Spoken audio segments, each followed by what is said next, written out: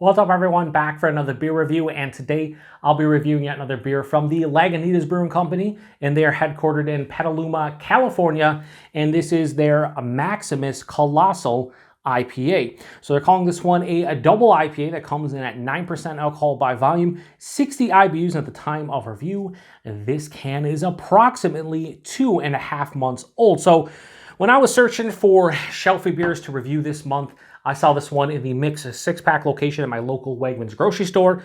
Was not ideal as far as the freshness goes, but I was like, you know what? I want to try this one. Why? I haven't had it in at least 7 years. It was probably, early to mid 2010s, and back then I was not a huge West Coast IPA / double IPA fan. I got into craft beer in late 2009, early 2010, and it took me a while to really warm up to West Coast IPAs. Really, the last 3 or 4 years, I've really enjoyed them. But anyway, not ideal freshness when you're grabbing shelfy beers. Sometimes you can't always get the freshest stuff. So 2.5 months old. Hopefully this held up. They do have a little spiel here that we'll read real quick. It says, "Friends, Romans, countrymen, lend me your dog ears. Your insatiable quest for hops has led you here to our colossal take on a double IPA, full of Simcoe, Cascade, and Centennial hops, balanced against tons of rich malted barley.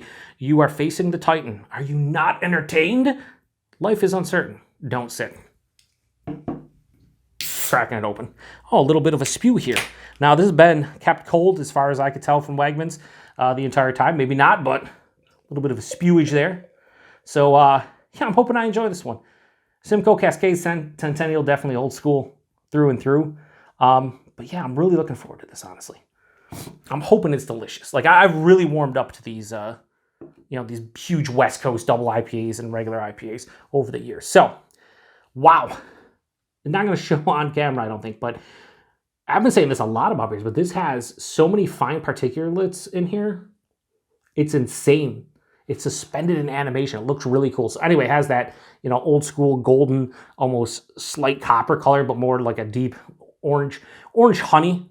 We'll say orange honey. We'll just do that as my default. Again, I can, see through it a little bit, but a lot of particulates. Had about a 2-finger of a light, we'll say very light tan, or like eggshell white, but more like there's a little bit of tan. Yeah, decent carbonation. Looks kind of soap sudsy, but there's some alcohol eggs for sure at 9%. Yeah, plays the role of an old school West Coast double IPA. And it smells like it.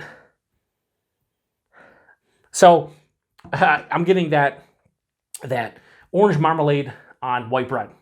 Sometimes that happens with older IPAs. Sometimes that happens with fresher West Coast, especially double IPAs where the malt's more prevalent. But definitely orange marmalade on white toast. Yeah, big, sweet, zesty orange on top of just basically white bread. There's a little bit of caramel as well.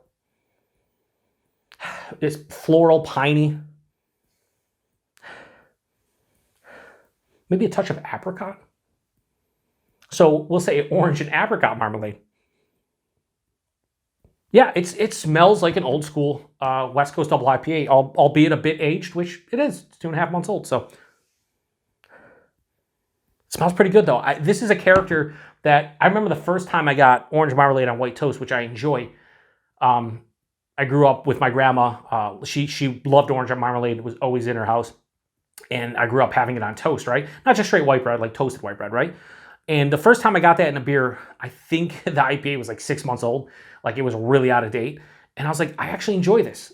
And every time I get that, I reminisce and I'm always thinking, is this an old IPA? Well, this is a 2.5 month old double IPA. But is that necessarily old? Probably not. If they put a Best Buy in it, it'd be at least probably 3 months out. So it's getting probably to the end of its shelf life in terms of enjoyability for a lot of people out there. But for me, I like this nose. Anyway, let's get into it. Cheers, everyone.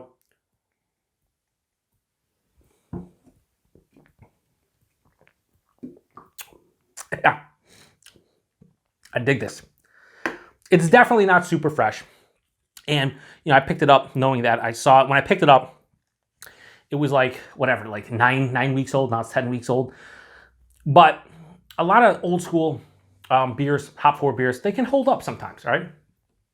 And I don't know if this is super fresh because we don't get Lagunitas super fresh anyway. But I don't remember what I thought about this one other than I probably did enjoy it back, I probably had this in 2013 or 14. But what I'm drinking here is really nice, and man, do they hide the alcohol. So body on this one, higher side of medium, lower side of full. It's 9%. It's in that range we kind of want, a bit heftier, but not over the top. The mouthfeel, it's a bit softer than I thought. I thought this would have more of that spritzy popping carbonation, but this is somewhat soft, smooth, creamy to some degree. So body's appropriate. Mouthfeel might not be appropriate for like an old school West Coast double IPA, but I like it. It just has a nice smooth, slightly soft, creamy kind of feeling to it. So dig it. The taste, I mean, the nose carries over. So right at the forefront, I'm getting citrus, orange, maybe a little bit of grapefruit. And again, it's that orange marmalade. So it's sweet, but it has like the rind a little bit, a little zesty. And then right after that, I actually get a little apricot too. Kind of an apricot feeling. So it gives me that orange apricot, like hybrid marmalade, say. And then there's this nice underlying white bread malt character. There's not as much caramel malt as I was kind of smelling in the nose. Yeah, that's all at the forefront. So it passes through though, and it hits on the back of the palate. It has this nice floral, piney, very resinous kind of feeling to this one. This is semi-dry, but this is moderate to maybe a touch over moderately bitter. Has a nice firm bitterness to it. It's not like over the top where like, you know, it's just sitting on the back of my palate and I can't get rid of that bitterness. It's building, with each sip, but it's not going overboard. So sometimes, you would get them, just that bitter bomb that kind of, for me, would wreck my palate to some degree. And I never like that, and I probably never will like that, but this is a little bit underneath that. It's not that bitter. So front of the palate, all that sweet, good, like kind of malt character with the hops riding over, but on the back, you really get hit with that West Coast feel. The 9%, like I said, a little bit of warming in my chest, hides it extremely well, no astringency on the palate. I'm really fucking digging this though. Like I went into it knowing this is a little bit of an older can, and maybe it wouldn't be the same as I drank the beer, 7, 8, 9 years ago. But I will tell you right now, what I'm drinking is really fucking good. Alcohol's hidden exceptionally well. The body's appropriate. The mouth feels better than I thought it was going to be. And I just love that orange/apricot marmalade on white bread with that nice resinous kind of piney floral bitterness on the back of the palate. I mean, I'm pretty much halfway done with this can. This is good. I like this. Wow.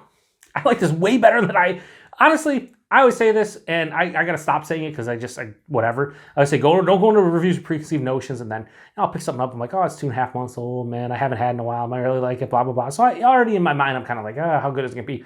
This has kind of surpassed my expectations. Is it amazing? No, it's not an amazing double IPA. Maybe fresh, I would like it even more, but as is, this is pretty fucking good. So I'm going to appropriately score it. Lagunitas, their Maximus Colossal IPA. I am going to give this a low 4.25. I'm going to go 4.2. I think that's where it lands for me. I'm just digging it. Again, taking consideration, I like that orange/apricot marmalade, kind of toasted, not toasted, just on regular white bread. I like that character. And if that's an indication to you, kind of like it is for me sometimes of an older hop-forward beer, maybe you'd be like, it's not for you. But I like that because there's enough of that firm bitterness on the back of the palate, enough of the other hoppy, resinous pine floral characters to balance it out. So for me, this is very balanced. Maybe leans a little bit bitter, but still really balanced. And I think that's just what I'm all about. So anyway, price point availability. I picked this up as a single can, but I believe 6 packs of this at that same Wegmans were like $11.99. So you're talking $2 a can for a 9%. West Coast style, like old school double IPA. Yeah, all day, every day. And availability, it's Lagunitas. If you see Lagunitas, you probably see this at some point. I don't know if this is I think this used to be a limited release. I don't know if this is year round now. I love on the can here, they say Robusticus Flavor Kiss, like Maximus, like settle down Lagunitas. I'm going to need you to rein it in a little bit. Anyway, if you had this one before, post in the comment section. Let me know what you think about this one. I'm sure some people maybe had this back in the day and thought it was better before, Heineken bought them out and whatnot.